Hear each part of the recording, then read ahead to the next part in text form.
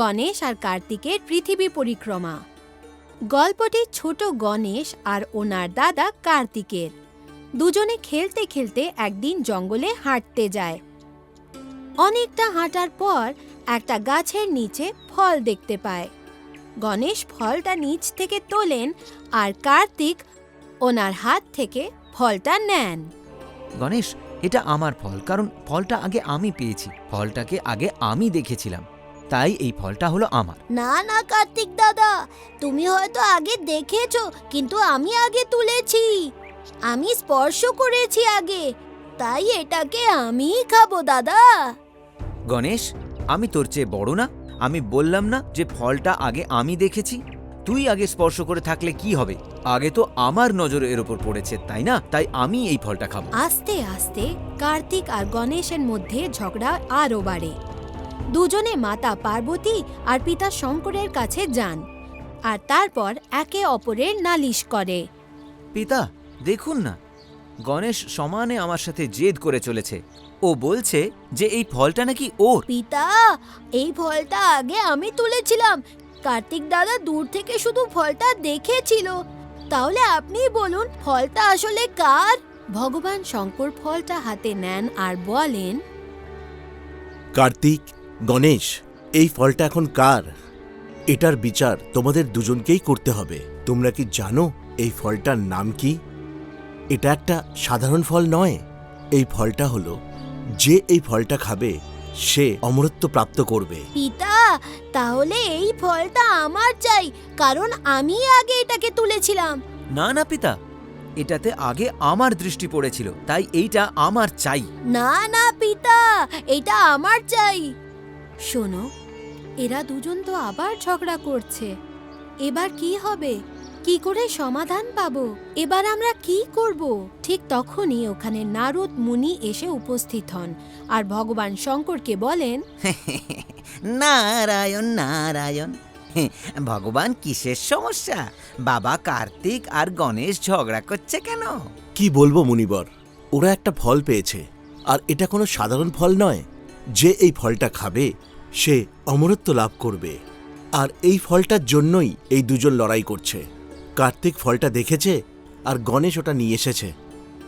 এবার এই ফলটা কার, এর সঠিক বিচার আমরা করতে পারছি না। আপনার কাছে কোনো উপায় থাকলে আমায় বলুন। প্রভু নারায়ণ নারায়ণ, এর জন্য তো আমার কাছে কোনো উপায় নেই।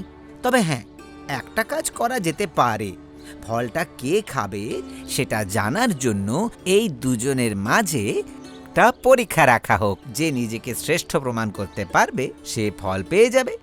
ব্যাস প্রভু, আপনাকে একটা কাজ করতে হবে, সেটা হলো গণেশ আর কার্তিকের মাঝে একটা প্রতিযোগিতা করতে বলুন। যে সবার আগে 3 বার পৃথিবী পরিক্রমা করবে আর তারপর এখানে ফিরে আসবে এই কৈলাসে, তাকেই জয়ী বলে ঘোষণা করা হবে, তাকেই এই ফলটা দেওয়া হবে। দেবর্ষি, আপনি তো এই সমস্যার সমাধান করে দিলেন, এটাই ঠিক হবে। গণেশ, কার্তিক, তোমরা দুজন কি প্রতিযোগিতার জন্য তৈরি? এই ফলটা পাওয়ার জন্য আমি সব কিছু করতে রাজি। আমি এই প্রতিযোগিতার জন্য একেবারে তৈরি। এই প্রতিযোগিতা কোনো বড় ব্যাপারই না। আমি জানি যে এই প্রতিযোগিতায় আমিই জিতব, আর বাস্তবে এই ফলের আসল মালিক তো আমি তৈরি পিতা। ঠিক আছে, আমি তোমাদের আদেশ দিচ্ছি, যে পৃথিবীকে 3 বার প্রদক্ষিণ করে তোমাদের দুজনের মধ্যে আমার সামনে যে আসবে, আমি নিজে তাকে এই ফলটা দিয়ে দেব, আর আমি তাকে বিজয়ী ঘোষণা করব। এই বলে কার্তিক নিজের বাহন ময়ূরের ওপরে বসে আর নিজের বাবার আশীর্বাদ নিয়ে পৃথিবীর পরিক্রমা করতে বেরিয়ে পড়ে। গণেশ মনে মনে চিন্তা করে, আমার বাহন তো ইঁদুর, ওর ওপর বসে আমি তাড়াতাড়ি পরিক্রমা কি করে করতে পারবো? আমার মনে হচ্ছে কার্তিক দাদা এই প্রতিযোগিতা জিতে যাবে। এরকম হলে তো আমি হেরে যাব। আমায় কিছু একটা করতেই হবে। গণেশ, কার্তিক তো তার নিজের বাহন নিয়ে চলে গেছে। তুমি এখানে দাঁড়িয়ে কি ভাবছো বলো তো? তুমি কি প্রদক্ষিণ করতে চাও না? তুমি কি বিজয়ী হতে চাও না? তোমার বাহন নাও আর প্রদক্ষিণ করে এসো। ভগবান শঙ্করের এই কথা শুনে গণেশ বলেন, হ্যাঁ পিতা, আমি এক্ষুনি পরিক্রমা শেষ করে আসছি।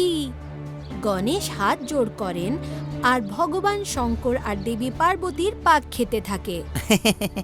নারায়ণ নারায়ণ, ভগবান গণেশ তো আপনার আর মাতা পার্বতীর পাক খাচ্ছেন। শিশু গণেশ ভগবান শঙ্কর আর দেবী পার্বতীর চারদিকে 3 বার পাক খান আর তারপর দুজনের সামনে এসে দাঁড়ান। সে কি, তুমি আমার আদেশ পালন করলে না তো? এভাবে তো তুমি বিজয়ী হতে পারবে না। 3 বার পৃথিবী পরিক্রমা করার প্রতিযোগিতা করার জন্য তোমার ভাই কার্তিক কখন বেরিয়েছে? তুমি এখনো এখানে আর আমাদের চারিদিকে পরিক্রমা করেছ? কি ব্যাপার বলো তো গণেশ? বাবা গণেশ, এটা আপনি কি করছেন? 3 বার পৃথিবী পরিক্রমা না করে আপনি তো দেখছি নিজের মাতা পিতার পরিক্রমা করছেন। আপনি তো এইখানেই রইলেন, আপনি কোথাও গেলেনও না। নারদ মুনি, আমার মাতা পিতাই আমার জন্য আমার পৃথিবী, ওনাদের মধ্যেই আমার পৃথিবী, ওনাদের চরণেই আমার পৃথিবী। ওনাদের পরিক্রমা করাই গোটা বিশ্বের পরিক্রমা হয়ে গেছে। এবার আপনি বলুন, আমি কিছু ভুল কাজ করেছি নাকি? আমাদের মাতা পিতাই আমাদের আসল পৃথিবী, ওনারা আমাদের জন্ম দিয়েছেন, ওনাদের পাক খেয়ে আমি গোটা বিশ্বের পাক খেয়ে নিয়েছি। এটাই হলো আমার ধারণা। এই কথা শুনে ভগবান শঙ্কর দেবী পার্বতীর দিকে তাকান আর বলেন, দেবর্ষি নারদ, বিজয়মালা গণেশের গলায় আপনি পরিয়ে দিন। কিন্তু ভগবান, কার্তিক তো এখনো এসে পৌঁছয়নি, আর আপনি তো দেখছি গণেশকে জয়ী ঘোষণা করে দিয়েছেন। দেবর্ষি, আজ গণেশ নিজের বুদ্ধির পরিচয় দিয়ে আমাদের সবাইকে হতবাক করে দিয়েছে। ও নিজের মা পার্বতী আর আমাদের দেওয়া শিক্ষার সঠিক প্রয়োগ করেছে। আমরা ওকে যে শিক্ষা দিয়েছি ও তো সেটারই পালন করেছে। ওর মত হলো পিতামাতার চরণেই তো গোটা বিশ্ব, আর সারা বিশ্বের 3 বার পরিক্রমা গণেশ পূরণ করেছে। তাও কার্তিকের আগে ও নিজের বুদ্ধিমত্তার পরিচয় দিয়েছে। সেই জন্য গণেশই হলো আসল বিজয়ী, আর আমি এই ফলটা গণেশকেই দিতে চাই। গণেশ, তুই পৃথিবী পরিক্রমা করতে যাসনি? সত্যি তুই না বড্ড অলস। দেখ, আমি 3 বার পাক খেয়ে চলেও এলাম। দেখ, এবার আমি জয়ী হয়েছি আর তুই হেরে গেছিস। নারায়ণ নারায়ণ, কার্তিক বাবা, উনি আপনার আগেই পরিক্রমা শেষ করে ফেলেছেন। গণেশ জিতে গেছেন। আচ্ছা গণেশ, যদি তুই সত্যিই পৃথিবীর পরিক্রমা করে থেকে থাকিস, তাহলে বল তো গোটা বিশ্বে তুই কি কি দেখলি? 7 মহাসাগর, হিমালয় পর্বতের সবচেয়ে উঁচু চূড়া, বিশ্বের সবচেয়ে লম্বা নদী। তুই একদম ঠিক বলেছিস গণেশ, কিন্তু তুই তো এইখান থেকে কোথাও যাসনি, তাহলে কিভাবে জয়ী হয়ে গেলি? আমি কিছু বুঝতে পারছি না পিতা। এটা কি হচ্ছে? এটা তো অন্যায়। আমি পরিক্রমা শেষ করেছি আর গণেশ তো এইখানেই ছিল, তাহলে আপনি ওকে জয়ী কেন ঘোষণা করে দিলেন আর ফলটাও ওকে দিয়ে দিলেন? পিতা, এটা নিশ্চয়ই গণেশের চালাকি। এটা ঠিক না, একদম ঠিক না। নারায়ণ নারায়ণ, কার্তিক বাবা, গণেশ কোনো চালাকি করেননি, বরং নিজের বুদ্ধি কাজে লাগিয়েছেন। উনি নিজের বুদ্ধির পরিচয় দিয়েছেন। কার্তিক, গণেশ নিজের বুদ্ধি কাজে লাগিয়েছে।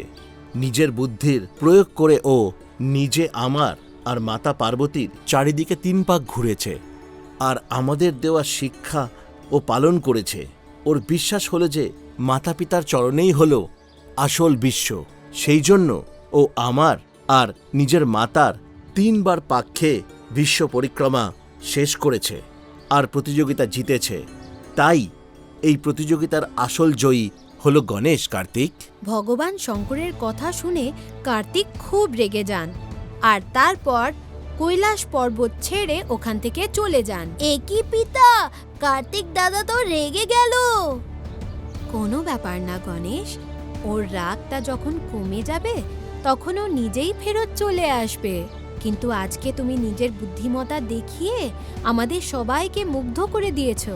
তুমি সত্যিকারের বুদ্ধিদাতা। মাতা আর পিতার দেওয়া ভালো শিক্ষা আজকে কাজে লাগিয়ে তুমি কিন্তু নিজের বুদ্ধির পরিচয় দিয়েছো। এই ফল জিতে আজ তুমি অমরত্ব পেয়ে গেছো গণেশ। আর এইভাবে গণেশ পৃথিবী পরিক্রমা করার প্রতিযোগিতা জিতে যান আর ফলের যোগ্য প্রাপ্য হন। এই গল্পের মাধ্যমে আমরা শিখলাম যে বিশ্বে মাতা আর পিতার চেয়ে বড় কেউ নেই। মাতা আর পিতার চরণেই আমাদের সারা পৃথিবী।